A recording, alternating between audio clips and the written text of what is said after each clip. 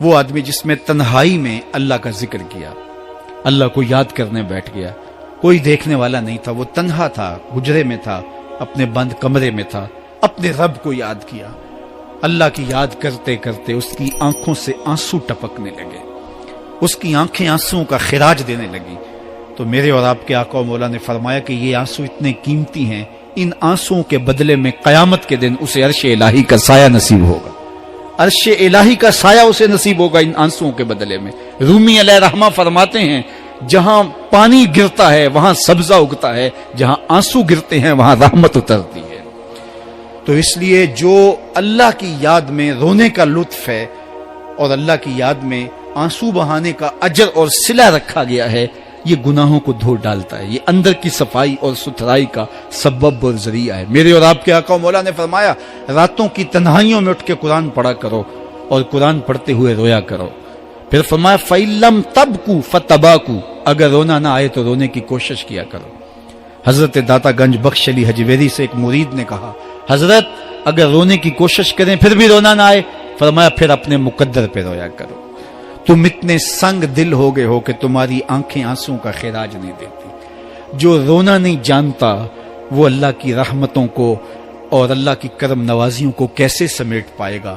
بچہ روتا ہے تو ماں دودھ دیتی ہے، جب بندہ اللہ کے حضور الہو زاری کرتا ہے، عجز کرتا ہے، انکساری کرتا ہے تو اللہ کی رحمتوں کو جوش آتا ہے اور اللہ تعالیٰ کی رحمتیں اس پہ برستی ہیں اور اس کے نہ صرف گناہ معاف ہوتے ہیں بلکہ اللہ تعالیٰ اس کے گناہوں کو بدل کے نیکیوں میں تبدیل کر دیتا ہے۔ ایک فقیر تھا، ملنگ درویش، اللہ کا بندہ، اس کی عادت یہ تھی کہ اپنے ڈیرے پہ آنے والوں کو کھلاتا، ان کو پلاتا اور ان کی ضروریات کا خیال رکھتا، لیکن کو مالی آسودگیاں نہیں تھی۔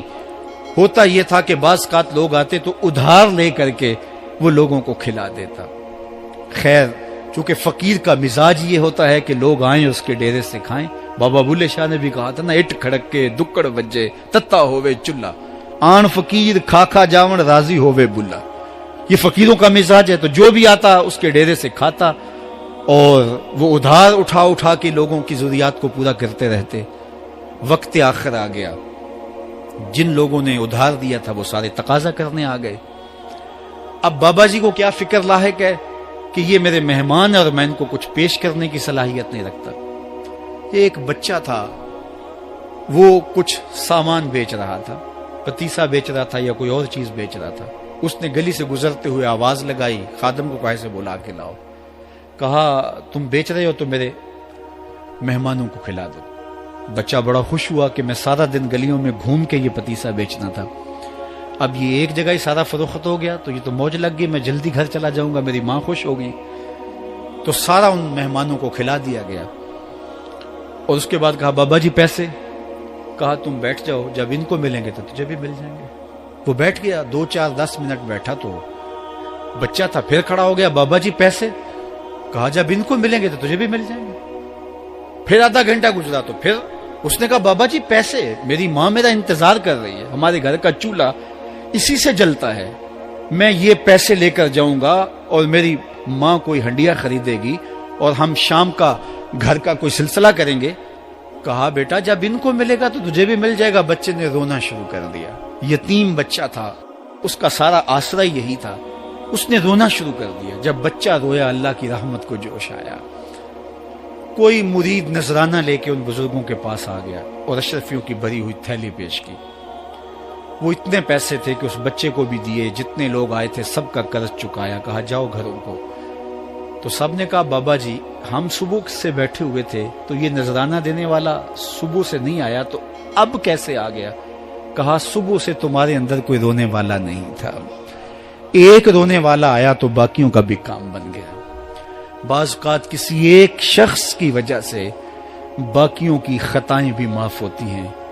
آج ہم اجتماعی طور پہ تا حد نظر اندر باہر اوپر نیچے اتنے لوگوں کے ہجوم میں اللہ کی بارگاہ سے یہ توقع رکھتے ہیں کہ مالک کتنے ہجوم میں کوئی ایک تو ہوگا جو تیرا لاڈلا ہوگا، کوئی ایک تو ہوگا جو تیرا بہت قریبی ہوگا، کوئی ایک تو ہوگا جس پہ تیری رحمتیں برسیں گی۔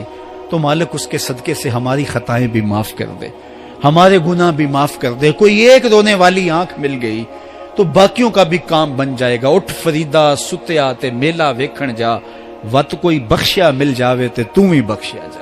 میرے مالک ہم سب کی خطائیں معاف کر دے, ہم سب سے درگزر فرما, اور ہم سب کے باطن کو ستھرائیاں دے دے, ہمارے اندر کو پاکیزگیاں دے دے. بہت وقت میں نے اور آپ نے صاحب گزار لیا, تیزی کے ساتھ زندگی بیت رہی ہے. میں اگر اپنے آپ کو دیکھوں تو میری زندگی کتنی بہاریں کاٹ چکی ہے. اگر آپ اپنے آپ کو دیکھیں, کوئی 60 سال, کوئی 20 سال, کوئی 25 سال, زندگی تیزی کے ساتھ گزر رہی ہے. بندہ جب سوچتا ہے کہ میں 40 سال کا ہو گیا ہوں تو آگے میری زندگی کے اگر 30 سال بھی ہیں تو 30 سال تو کافی ہیں, لیکن وہ پیچھے اگر پلٹ کے دیکھے تو 40 سال یوں گزر گئے جس طرح چٹکی بجائی جاتی ہے. جب چٹکی بجانے کے وقت میں 40 سال گزر گئے محسوس ہوتے ہیں, تو جو باقی 30 سال اگر ہوئے بھی, وہ تو گمان ہے میرا, وہ تو گمان ہے آپ کا, ہمیں تو ایک سانس کا بھی نہیں پتا.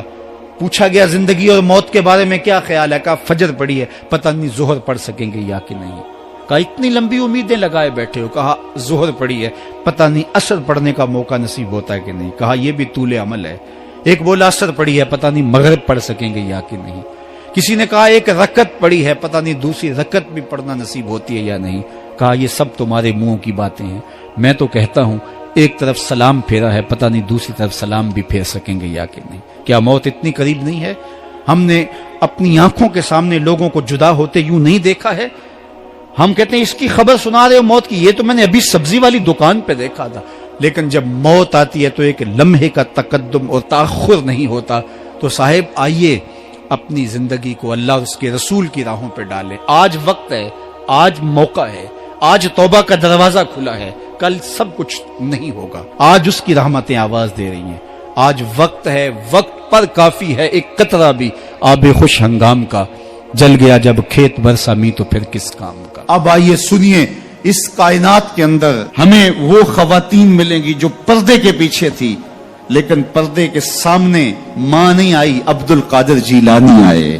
ماں پردے کے پیچھے تھی, پردے کے سامنے فرید الدین گنج شکر آئے. ماں پردے کے پیچھے تھی, مہر و ماں نے بھی آنچل نہیں دیکھا, لیکن پردے کے سامنے کربلا میں حسین ابن علی آئے. تو یہ پردے کے سامنے آئے, وہ پردے کے پیچھے تھی. تو جب مائیں پردے کے پیچھے ہوں تو پھر بیٹے جو ہیں وہ پردے کے سامنے آ کے وہ نقش ثبت کرتے ہیں کہ جو لوگوں کے زندگی کے نقوش کو جو ہے وہ اجال دیتے ہیں اور تقدیر بدل دیتے ہیں. تو اس لیے ماؤں کی ذمہ داریاں گھر سنبھالنا ہے. جب مائیں گھر سنبھال لیتی ہیں تو بیٹے بہر و بر سنبھال